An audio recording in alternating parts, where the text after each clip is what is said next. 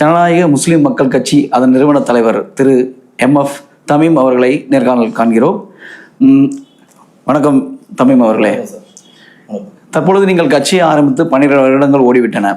ஆனால் நீங்கள் அனைத்து இந்திய அண்ணா திராவிட முன்னேற்ற கழகத்திலிருந்து பிரிந்து தற்பொழுது தாவேகா தமிழக வெற்றி கழகத்தில் நீங்கள் ஒரு ஆதரவு தெரிவித்துக் கொண்டு சென்று கொண்டிருக்கிறீர்கள். இதை பற்றி தங்களது கருத்து என்ன?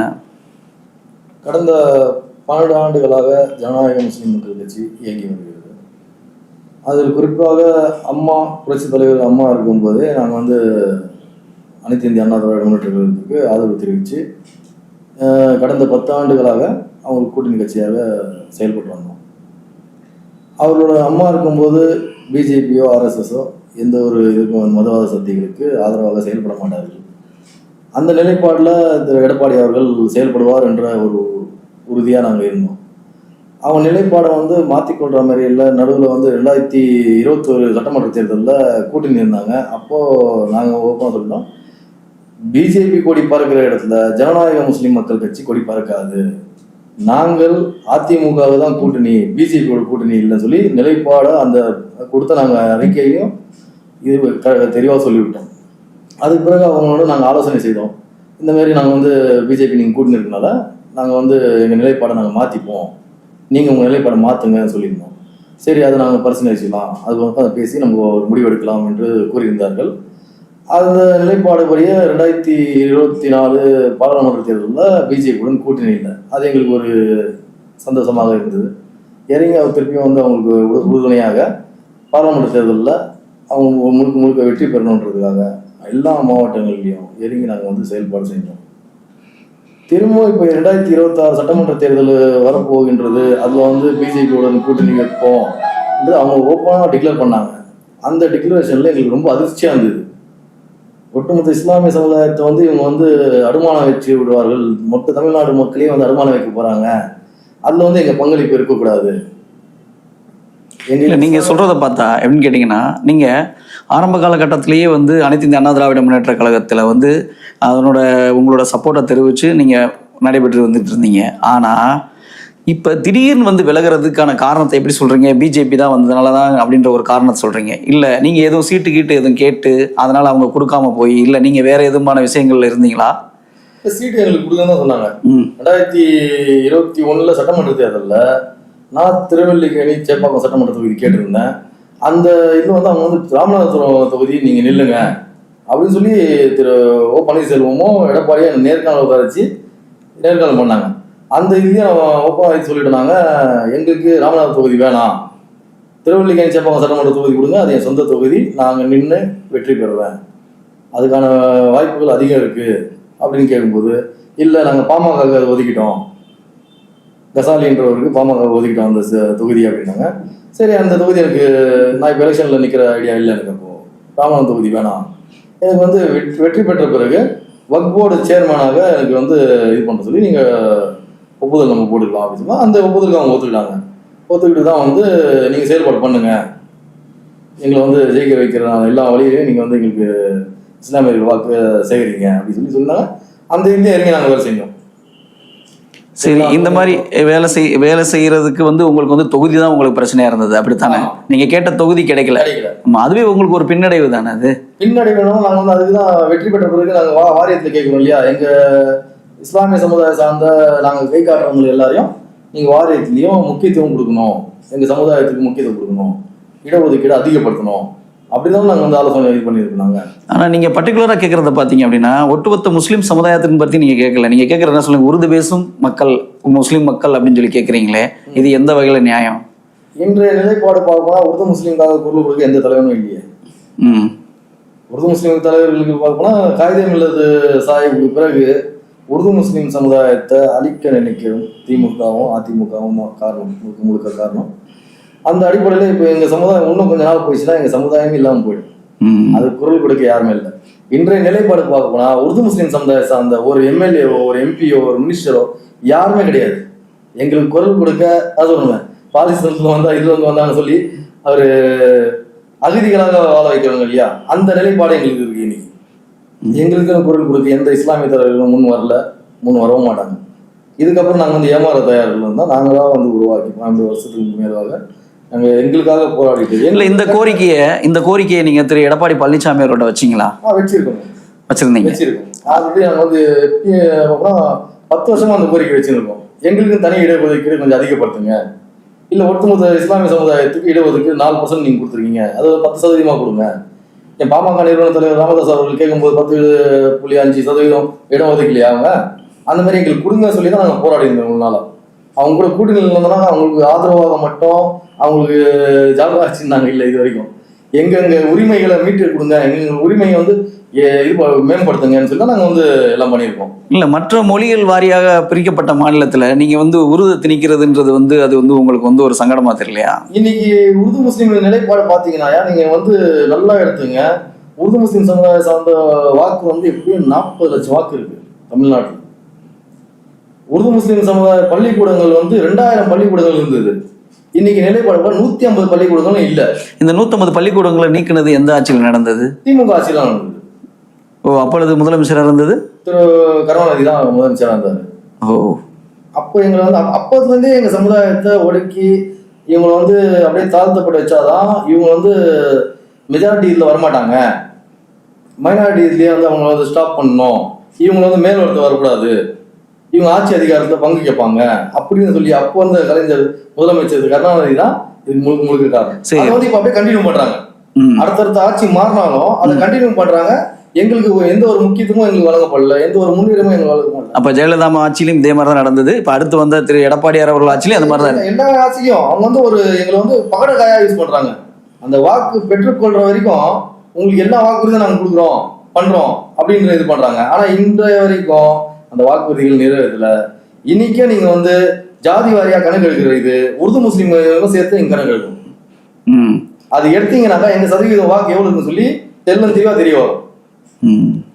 எங்களை அப்படியே வந்து ஒதுக்கப்பட்டவங்களா தாழ்த்தப்பட்டவங்களா எங்களை வந்து மைனாரிட்டி உயரக்கூடாதுன்றதுனால முழுக்க சதி பண்ணி தான் இது நடத்துறாங்க. சரி, நீங்க இப்ப தற்பொழுது பாத்தீங்க அப்படின்னா அனைத்து இந்திய அண்ணா திராவிட முன்னேற்ற கழகம் திரு எடப்பாடியார் தலைமையில் இருக்கிற அனைத்து இந்திய அண்ணா திராவிட முன்னேற்ற கழகத்திலிருந்து வெளியே வந்திருக்கீங்க. வெளியே வந்துட்டு நீங்க நேரடியாக ஏன் திராவிட முன்னேற்ற கழகத்துக்கு போயிருக்க கூடாது? திராவிட ஏமாத்திட்டு இருக்காங்க. எங்க சமுதாயத்தை ஒரு அடிமையா வச்சு ஒரு 2-3 கட்சிகளை அவங்களுக்கு கைக்குடியாக வச்சுக்கொண்டு அவங்க சொல்லக்கூடியதெல்லாம் கேட்டுக்கொண்டு இஸ்லாமிய சமுதாயத்தை அடமானம் வைத்துக்கொண்டு இவங்க பிழைப்பு நடக்கணும்னு சொல்லி நடத்துறாங்க. அந்த இதுக்கெல்லாம் எங்க கொள்கை வந்து இல்ல. ஒரு சில முஸ்லீம் கட்சிகள் அவங்களோட இணக்கமான சூழ்நிலை இருக்காங்க, சிறுபான்மையினரின் பாதுகாவலர் திராவிட முன்னேற்ற கழகம்ன்ற மாதிரிலாம் பேசுறாங்களே. அவங்க சொல்லிக்க வேண்டியதாங்க. எல்லாமே அவங்க சொல்லி கொடுத்து சொல்ல வேண்டியதுதான். நாங்க அப்படி கிடையாது. நாங்க யார்கிட்டையும் வந்து தலை குனிஞ்சோ யார்கிட்டையும் வந்து கை கட்டியோ இது வரைக்கும் வாழ்ந்த பரம்பரை கிடையாது. உருது முஸ்லீம் சமுதாயம் எல்லாத்தையும் ஆண்டவங்க, ராஜாக்களும் சரி மன்னர்களும் சரி உருது முஸ்லீம் சமுதாயம் தான் இருந்தாங்க. வேற எந்த சமுதாயமும் இல்லை. இன்னைக்கு எங்க நிலை வந்து நடு ரோட்ல நிக்கிற மாதிரி இருக்கு. அகதிகளா நிக்கிறோம். எங்களுக்கு இந்த குரல் கொடுக்க எந்த தலைவனும் இல்லை. அதுக்குதான் உருவாக்கப்பட்டது ஜனநாயக முஸ்லீம் மக்கள் கட்சி.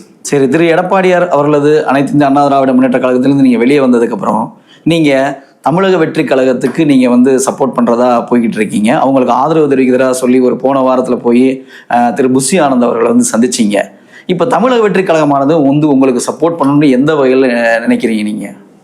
அவர் வந்து ஒரு அரசியல்வாதியாக வந்து திரு தளபதி விஜய் அவர்கள் ஒரு அரசியல்வாதியாக நாங்கள் பார்க்கலாம். அவர் மக்கள்ல ஒருவராக இருக்காரு. கட்சியை வந்து தொடங்குறதுக்கு முன்னாடியே எல்லா சமுதாயத்துக்கும் ஒரு சப்போர்ட்டிவா தான் இருக்காரு. அந்த அடிப்படையில் இந்த வக்பு திருத்த சட்டத்திற்கு குரல் கொடுத்த முதல் நாள் திரு விஜய் அவர்கள் தான், தளபதி விஜய் அவர்கள் தான். அந்த இதில் பேரை இப்போ இது பண்ண போனா எந்த இது இருந்தாலும் எந்த தலைவர்களும் அவங்க சொந்த பேர்ல வழக்கு தொடர மாட்டாங்க. அவர் சொந்த பேர்ல வகுப்பு திருத்த சட்டத்துக்கு எதிராக வழக்கு தொடர்றாரு. ஏன் ஒரு சில கட்சிகளும் அந்த வகுப்பு திருத்த சட்டத்துக்கு எதிர்த்தாக குரல் கொடுத்தாங்க, அதுக்கான போராட்டங்களும் வலித்தது, அதிகப்படியாக தான் நடந்தது. ஏன் நீங்க குறிப்பிட்டு திரு விஜய் அவர்களை மட்டும் சொல்றீங்க? பண்றதும் உண்மையா மக்களுக்காக பண்றதும் நடிப்புன்னு சொல்ல போனா திரு விஜய் அவர்கள் தான் நடிகர். இருந்தாலும் மக்கள் மத்தியில் நடிக்கலையே. அவர் ஜனநாயக நாட்டில் சேர்ந்தவர், ஒரு மக்களுக்கு ஜனநாயகனா இருக்காரு. ஓ, அவரோட அடிப்படையில எங்களுக்கு வந்து முழுக்க தெரியும் சார். எங்களுக்கு தெரியும் எப்படின்னா எந்த ஒரு இதுவா எடுத்தாலும் யார் எங்களுக்கு உண்மையா உழைப்பாங்க, யார் எங்களுக்கு சப்போர்ட் பண்ணுவாங்க அப்படின்றது சொல்லி அவர் கட்சியை தொடரும் போதே ஆட்சியில் பங்குன்னு சொல்லி எந்த முதல்வர் எந்த கட்சி தலைவர் சொல்லியிருக்காரு? திமுக சொல்லியிருக்கா, அதிமுக சொல்லியிருக்கா, இல்ல காங்கிரஸ் சொல்லியிருக்கா, இல்ல பிஜேபி சொல்லியிருக்கா? சமமா நாங்க எல்லாரையும் பார்ப்போம், சமமா நாங்க எல்லாரையும் வந்து பதவியில் வர இது ஒரு பொய்யான வாக்குறுதியா கூட இருக்கலாம் இல்லையா? அது நீங்களே சொல்லிட்டா எப்படி ஆகும்? உங்க இது வந்து ஒரு உண்மையா இருக்கிறது பொய்யாகிறது தான் உங்களோட இது.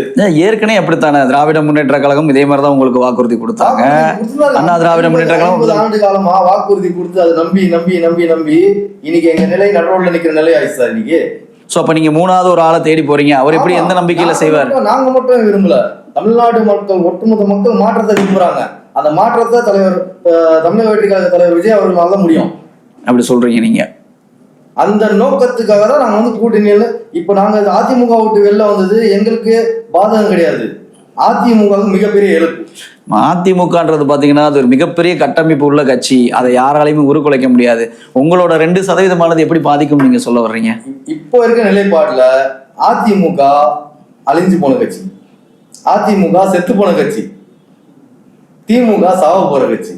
தமிழ்நாட்டு மக்களை சிறந்த ஆட்சி கொடுத்து மக்களை மேம்பாடு வாழ்த்து வாழ வைக்க போற ஒரே கட்சி தமிழக வெற்றி கழகம் தலைவர் விஜய் அவர்கள் தலைமையில தாவேரா கட்சி தான். ஏன் நீங்க தமிழக வெற்றி கழகத்துக்கு போறதுக்கு சீமானவர்களோட இந்த தமிழ் கட்சிக்கு போகலாம் இல்லையா? நீங்க சீமானவர் வந்து அவர் வந்து டபுள் இதா ஆடக்கூடியவர். அவர் பிஜேபிக்கும் சரி, RSSக்கும் சரி, திமுகவும் சரி, அதிமுகவும் சரி ஒத்து போயிட்டு இஸ்லாமிய மக்களுக்கு உருது முஸ்லீம் பேசக்கூடிய என்ன சொன்னவர், உருது முஸ்லீம் பேசக்கூடியவங்க இங்க இருக்கக்கூடாது, பாகிஸ்தான்ல போங்க அப்படின்னாரு. அவர் வந்து நாங்க வந்து பின்பற்றி நோக்க முடியுமா? அவர் பின்னாடி நாங்க வந்து பயணிக்க முடியுமா? அவர் எங்க கொள்கையை வந்து ஏற்றுக்கொள்வாரா? அவர் எங்களோட உரிமைகளை மீட்டு கொடுப்பாரா? இல்லை, நீங்கள் சொல்கிறதெல்லாம் ரைட்டு தான். ஆனால் நீங்கள் அந்த மொழி வாரியாக பேசுகிறப்ப நீங்கள் அந்த உருதுன்றதை சொல்கிறீங்க பார்த்தீங்களா, அதை நீங்கள் தூக்கி பிடிக்கிறப்ப மற்ற மொழி வாரியான மக்கள் வந்து வாழ்கிற தமிழ்நாட்டில் இது ஒரு அபத்தமாக தெரியலையா உங்களுக்கு? சார், எல்லா சமூகத்துக்கும் குரல் கொடுக்க தலைவர்கள் இருக்காங்க சார். எல்லா சமூக மக்களுக்கும் குரல் கொடுக்க தலைவர்கள் இருக்காங்க. ஆனால் எங்கள் சமுதாயத்துக்கு குரல் கொடுக்க எவனுமே இல்லையே. இப்போ விஜய் வந்து குரல் கொடுக்கறதா சொல்கிறீங்க? கொடுப்பார், கண்டிப்பா ஆட்சி அமையும், தாவேகா ஆட்சி அமையும். தளபதி விஜய் அவர்கள் இஸ்லாமிய சமூக மக்களுக்கு, சிறுபான்மை மக்களுக்கு எல்லாருக்கும் குரலாக இருப்பார். சரி, வருகின்ற 2026 சட்டமன்ற தேர்தலில் உங்களோட நிலைப்பாடு எப்படி இருக்கும்? நீங்க வந்து எத்தனை சீட்டு கேட்கலாம்ன்ற மாதிரி தமிழக வெற்றி கழகத்துக்கு உங்களோட கோரிக்கையை வச்சிருக்கீங்க? நாங்கள் கடந்த ஒரு வாரத்துக்கு முன்பாக தமிழக வெற்றி கழக தலைமை அலுவலகத்துக்கு சென்று புஸ்தியானந்த் அவர்களையும் ஆதவ அர்ஜுனா அவர்களையும் சந்திச்சு எங்களோட நிலைப்பாடு நாங்கள் அதிமுக கூட்டணி விட்டு வெளியேறிட்டு உங்களுக்கு நாங்கள் கூட்டணி தரோம், உங்களுக்கு ஆதரவாக நாங்கள் 2026 சட்டமன்ற தேர்தலில் ஆதரவாக செயல்பட போகிறோம் சொல்லி எங்கள் நிலைப்பாடை நாங்கள் உறுதியாக தெரிவிச்சு வந்தோம். அதுக்கான வேலைகளும் நாங்கள் வந்து தொடர்ந்துட்டோம். 2026 சட்டமன்ற தேர்தலுக்கான வேலைகளை நாங்கள் போன வாரத்துலேருந்தே ஸ்டார்ட் பண்ணிட்டோம், தொடர்ந்துட்டோம். ஸோ எத்தனை தொகுதிகள் கேட்கலாம்ன்ற மாதிரி உங்களுக்கு ஒரு ஐடியா இருக்கும் இல்லையா? அது பேச்சுவார்த்தை நடத்தின பிறகுதான் அது வந்து நாங்கள் வெளியிட முடியும். இல்லை, உங்களோட அசம்ஷன்ல ஒரு குறைந்தபட்சம் எத்தனை தொகுதிகள் கேட்கலாம்? 10 தொகுதி கேட்கலாம் சொல்லி ஐடியாவில் இருக்கீங்க. இந்த 10 தொகுதிக்கு நீங்க நினைக்கிற தொகுதிகளில் உங்களோட வெற்றி வாய்ப்பு இருக்கிற மாதிரி எந்தெந்த தொகுதியை நீங்க நினைக்கிறீங்க? முதல் தொகுதி ட்ரிப்ளிகேன் சட்டமன்ற தொகுதி, ரெண்டாவது பலாவரம் தொகுதி, ராணிப்பேட் தொகுதி, வேலூர் தொகுதி, திருப்பூர் தொகுதி, திருநெல்வேலி தொகுதி. அது இன்டர்வியூல வந்து எங்க உருது முஸ்லீம் அதிக கூடிய இருக்கிற முஸ்லீம்ஸ் மட்டும் ஓட்டு போடுவோம் சொல்லி நாங்க தேர்தலில் சந்திக்கல. ஒட்டுமொத்த சமுதாயம் ஓட்டு போட நாங்க வந்து வெற்றி பெற முடியும். கண்டிப்பா. அதுக்கான எல்லாம் நாங்க வந்து அரவணைச்சு போற எல்லாம் இப்ப தலைவர் பார்க்க போனா ஜனநாயக முஸ்லீம் மக்கள் தலைவர், நிறுவன தலைவராக உருது முஸ்லீம் சமுதாய சார்ந்தவர் தான் செயல்பட முடியும் உங்க கட்சியில. ஆமா, பொதுச் செயலாளர்ன்றது அது வந்து ஜெனரல் பாடி பொது, அது வந்து 2.5 வருஷம் ஆட்சி இது பதவியை நீடிக்கலாம். அது வந்து ஒரு கிறிஸ்தவம் நாங்க மாத்துவோம், முஸ்லீமாவும் மாத்துவோம், இந்துவாக நாங்க வந்து இந்துக்களுக்கும் கொடுக்குறீங்க. ஆமா, எங்களது வந்து நேம் ஒன்று ஒரு ஜனநாயக முஸ்லீம் மக்கள் கட்சி. நாங்க ஜனநாயகத்திற்கு எல்லாரையும் அனுமதிச்சு போற கட்சி தான் எங்களுக்கு. ஆனா இன்டர்வியூல வந்து எங்க சமுதாயத்திற்கு நாங்க எல்லா சமுதாயத்துக்கும் குரல் கொடுப்போம் கடைசி காலம் வரைக்கும். ஆனா எங்க சமுதாயத்திற்காக இடஒதுக்கீட கொஞ்சம் அதிகம் கேட்போம். அந்த மாதிரி இருக்குது உங்களுக்கு. ஸோ தமிழக வெற்றி கழகமானது உங்களுக்கு வந்து பெருவாரியான சீட்டுகள் கொடுப்பாங்கன்ற நம்பிக்கையில இருக்கிறீங்க. அதே நேரத்தில் நீங்க போட்டி போடுற இடத்துல ஜெயிப்பீங்கன்னு நினைக்கிறீங்க. இது உறுதியா ஜெயிப்பீங்க? உறுதியா ஜெயிப்போம். நாங்க நிக்கிற இடத்துல எல்லா இடத்துலயும் வெற்றி. நாங்க அந்த கான்பிடன்ட் எங்களுக்கு இருக்கு. இது என்ன மாதிரி வியூகம் வகுக்கிறீங்க நீங்க உங்களோட கேட்குற இடத்துல? நீங்க வந்து போட்டி போடுறப்ப எப்படி நீங்க உங்களோட சட்டமன்ற உறுப்பினர்களை எப்படி நீங்க அந்த போட்டி போடுறவங்களை நீங்க பொது சேவையில அதிகமாக ஈடுபடுற ஒரே கட்சி ஜனநாயக முஸ்லீம் மக்கள் கட்சி தான். இன்னைக்கு வந்து வேஷம் காட்டுறாங்க. ஒரு நலத்திட்டம் பண்ணாலும், ஒரு சின்ன ஒரு இது பண்ணாலும் அதை வந்து மீடியாவை வச்சு ஃபிளாஷ் பண்ணி பண்ணக்கூடியவங்க தான் இப்போ இருக்கிற அரசியல் கட்சி தலைவர்கள். இல்லை, எல்லா அரசியல்வாதியும் அப்படி தானே இருக்கு. எங்களுக்கு அப்படி கிடையாது. நாங்கள் பண்ற உழைப்பு, நாங்கள் பண்ற ஃபீல்டு ஒர்க்கு அப்படி கிடையாது. காட்டிக்கிறதுக்காக நாங்கள் அரசியல் பண்ணல. நாளைக்கு எங்களுக்கு வந்து நின்னால் அங்கே எங்களுக்கு ஒரு முக்கியத்துவம் இருக்கணும், முன்னுரிமை இருக்கணும். அதுக்கேற்ற செயல்பாடு நாங்கள் செஞ்சுருக்கோம். 12 ஆண்டு காலம். இது கண்டிப்பா தமிழக வெற்றி கழகத்தில் கிடைக்கும்னு நினைக்கிறீங்களா? கிடைக்கும், இன்ஷா அல்லாஹ். இறைவன் நாடினால் 2026 தமிழக வெற்றி கழகம் 234 தொகுதிக்கு 234 தொகுதி வெற்றி பெறும். அதுல எங்க பங்கும் அங்கம் வகிக்கும்.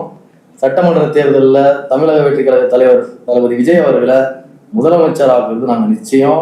அவர் கூட சட்டமன்ற இதில் நாங்கள் கூட போவோம்.